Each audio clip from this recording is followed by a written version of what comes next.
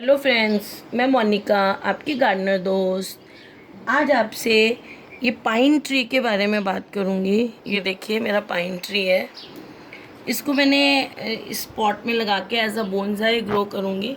ये वाली जो इसकी ब्रांच है, इसको इधर करके अभी थोड़ी सी वायरिंग करूँगी मैं इसकी। इनको इधर करके ये नेचुरली आगे की तरफ आ रही है। तो ये प्लांट के बारे में मैं आज आपसे बात करती हूँ। जब आप इस प्लांट को लगाएं फ्रेंड्स, पॉट में जब आप ला रहे हैं, ला के लगाते हैं बाजार नर्सरी से, तो इसको आप वेल ड्रेन्ड सॉइल में लगाएं। और जब ये छोटा प्लांट लाते हैं, जैसे मेरा ये छोटा है, तो छोटे प्लांट को आप जब लगाएं तो सॉइल इसकी वेल ड्रेन्ड होनी चाहिए। और उसमें थोड़ी सी आप खाद जो है, इनिशियली जब ये छोटा होता है तो इसको स्लो रिलीज फर्टिलाइज़र ही चाहिए होता है। गोबर की खाद और पत्ती की खाद जो होती है वो इसमें डालेंगे। इनिशियली इसमें एनपीके वगैरह कुछ नहीं डालेंगे शुरू में, जब ये पौधा छोटा होता है, शुरू के 1-2 साल तक। तो जब इसमें हम इसकी मिट्टी कैसे तैयार करें, इसकी मिट्टी तैयार करने में मैं आपको जैसे बता रही हूँ कि 3 कटोरी किसी कंटेनर में मिट्टी आनी है, तो उसमें से 1 कटोरी तो आप डालेंगे गार्डन सॉयल।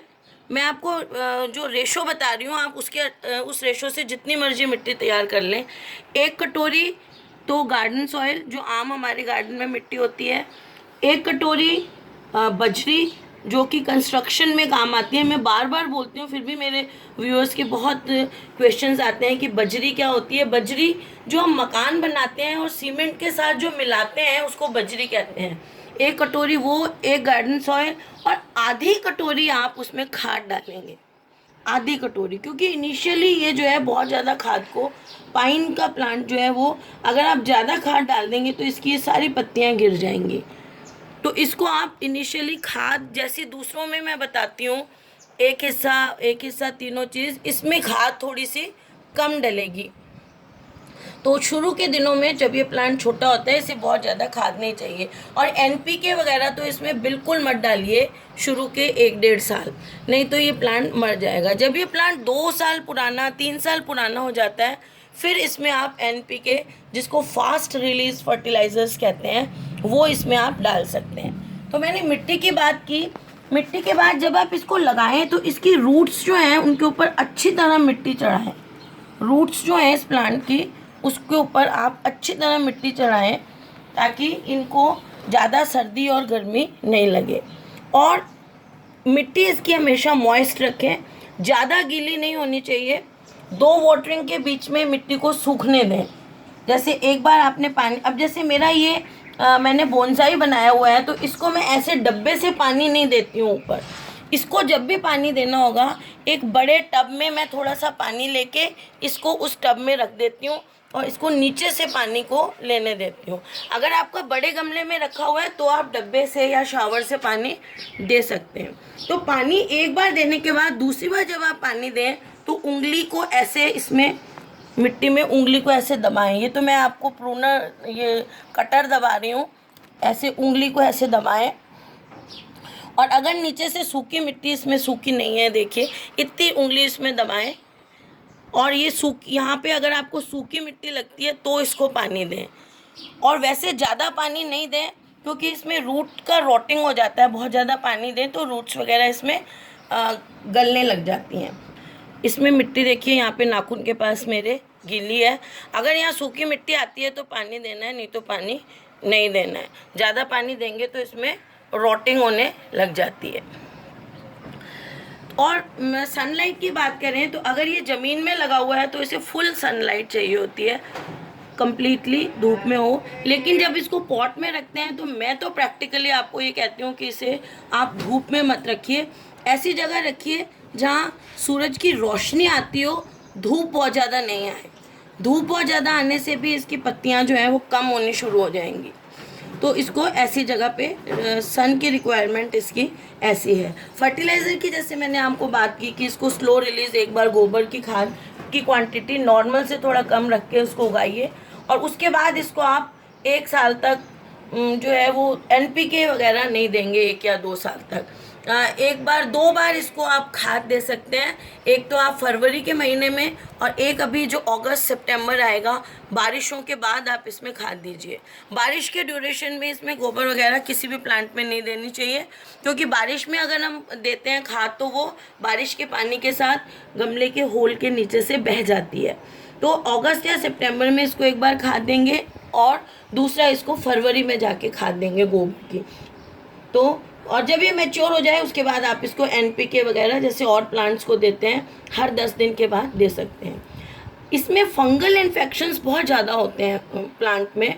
रूट रॉट हो जाता है, वो भी फंगस है। इसकी पत्तियां जो हैं वो, रूट रॉट होने से क्या होता है, पत्तियां जो है वो पीली पड़ के ब्राउन पड़ के गिरने लग जाती हैं, ग्रोथ रुक जाती है। अब आप मेरे प्लांट के देखिए, इसमें ग्रोथ दिखाऊं मैं आपको, ये देखिए। वैसे ये प्लांट जो है वो गर्मी में ज़्यादा ग्रो करता है, लेकिन हमारे राजस्थान में ये वाला मौसम भी गर्मी जैसा ही होता है। तो जो प्लांट्स गर्मी में ज़्यादा ग्रो करते हैं अच्छी तरह, हमारे यहाँ एक्चुअली वो सितंबर अक्टूबर में ज़्यादा अच्छे ग्रो करते हैं, अगस्त सितंबर अक्टूबर में। क्योंकि हमारे यहाँ की गर्मी तो इतनी ख़राब है कि जून में तो प्लांट्स को बस जिंदा ही रखना पड़ता है, उसमें कोई ग्रोथ वगैरह नहीं होती है। ये देखिए इसमें ग्रोथ हो रही है। और प्रूनिंग जो इसमें करते हैं फ्रेंड्स, प्रूनिंग इसमें ऐसे नहीं करते हैं जैसे हम और प्लांट्स में करते हैं। जैसे मैं ये स्टेम को काट दूं तो नीचे से 2 निकलेंगे, इसमें ऐसा नहीं होता है। इसमें आप प्लांट स्टेम को काटेंगे तो नीचे से दूसरा नहीं निकलता है।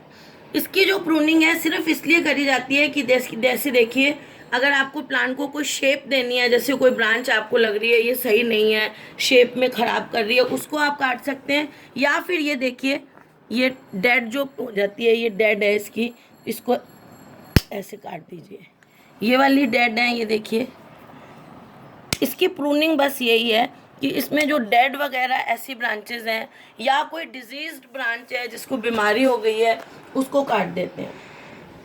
दूसरी इसकी प्रूनिंग ये होती है, वो प्रूनिंग ज़्यादातर स्प्रिंग में की जाती है, अभी नहीं की जाती। वो प्रूनिंग क्या होती है, इसके जो कैंडल्स होती हैं उसको काटना। कैंडल क्या होती है फ्रेंड्स, जैसे ये देखिए, ये यहाँ से पत्तियाँ हैं और इसके बीच में से ये नई ब्रांच निकल रही है। ये देखिए, ये जो होती है ये कैंडल होती है। अभी तो ये न्यू ग्रोथ है, मैं अभी नहीं इसको काटूंगी, मैं इसको फरवरी में काटूंगी। ये जो बीच में से, मैं इसकी आपको वीडियो अलग बना के बता सकती हूँ। ये जो आ रही है, ये यहाँ पत्तियाँ पुरानी हैं, इसके बीच में से ये जो निकल रही है ये कैंडल होती है। तो इसको क्या करूँगी, अभी ये सर्दियों में जो है इसका दिसंबर जनवरी सर्दियों में ग्रोथ नहीं होती है। तो ये ग्रोथ नहीं होगी ना, तो ये जो जगह है यहाँ की पत्तियाँ सूख जाएंगी, ये वाली। तो ये जो है बेयर ब्रांच हो जाएगी इतनी सी, इसको कैंडल कहते हैं। इसको मैं फिर फरवरी में काट दूँगी। यहाँ से काटूँगी तो यहाँ से 2 ब्रांचेस यहाँ से निकलेंगी फ्रेंड्स, इसमें 2 ब्रांचेस। अगर मैं यहाँ से ये स्टेम काटूँगी ये वाला तो नहीं होंगी 2 ब्रांचेस। ये जो कैंडल्स, अब देखिए, ये देखिए, ये यहाँ पे ये यहाँ से इसके बीच में से निकली हुई हैं, देखिए 2 यहाँ थी ये निकली हुई पत्तियाँ, इसकी यहाँ से कैंडल कट की तो ये 2 निकली हुई हैं, देखिए इसमें से ब्रांचेस। अब ये जो ब्रांच ग्रो करेगी, ये थोड़ी सी सर्दियों में जब ये डॉर्मेंट पीरियड से निकलेगा या कम ग्रोथ के पीरियड से निकलेगा तो ये थोड़ा लंबा हो जाएगा और बीच में सूखी ब्रांच सी हो जाएगी, उसको काटूंगी मैं, तो यहाँ से 2 ब्रांच और निकलेगी। तो इसमें स्टेम की कटिंग नहीं करते, ये जो कैंडल्स होती हैं इनकी कटिंग की जाती है। और ये कटिंग आप फरवरी में करेंगे तो ज़्यादा अच्छा रहता है। ये देखिए, इसमें ऐसे इसका जो प्रोपेगेशन है वो सीड्स के थ्रू होता है, कटिंग के थ्रू नहीं हो सकता। तो ये ऐसे जो है इसमें कोन्स लगते हैं। इनिशियली ये देखिए, ये खुल गया है कोन और इसके अंदर यहाँ पे सीड्स थे वो निकल गए हैं। यहाँ पे सीड होते हैं इसमें, यहाँ ये निशान बने हुए हैं।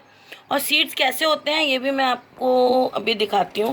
ये कोन इनिशियली ऐसे बंद होता है फ्रेंड्स, ये देखिए। अब ये जो बंद कोन है इसके अंदर सीड्स हैं, ये देखिए। यहाँ भी ये मैं आपको सीड दिखाती हूँ, ये देखिए, ये इसका ऐसा टूट गया निकालते वक्त, ये दिख रहा है आपको, ये इसका सीड, ये सीड के साथ का वो है, सीड तो निकल के उड़ गया होगा, सीड के साथ का ये उसको उड़ने में हेल्प करने के लिए जो विंग्स होते हैं वो हैं। तो ये ऐसे मैच्योर होके नेचुरली निकलते जाते हैं, और ये सीड्स के देखो विंग्स लगे हुए हैं, सीड्स चले गए हैं। तो ये बंद जो कोन होता है, इसको क्या किया जाता है, अगर हमें अपने घरों में इसको उगाना हो तो इसको आप किसी थैली में बंद करके गर्म जगह में रख दीजिए। गर्म जगह में रखेंगे तो ये गर्माइश से ये खुल जाएगा, ये जो बंद है यहाँ पे ऐसे खुल जाएगा। खुल जाएगा तो इसके अंदर से सीड्स निकलते हैं, उन सीड्स को लेके फ्रिज में रखा जाता है 3 महीने।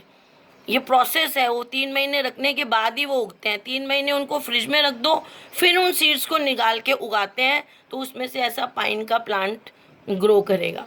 तो ये इनका उगाने का प्रोसीजर होता है। तो ये जो है वो कटिंग से नहीं उगता है। तो मुझे लगता है मैंने आपको इसकी सारी इन्फॉर्मेशन दे दी है फ्रेंड्स। तो अगर आपको मेरा ये वीडियो अच्छा लगता है तो इसे लाइक करिएगा, शेयर करिएगा और मेरे चैनल को सब्सक्राइब करिएगा। Okay friends, thank you, bye.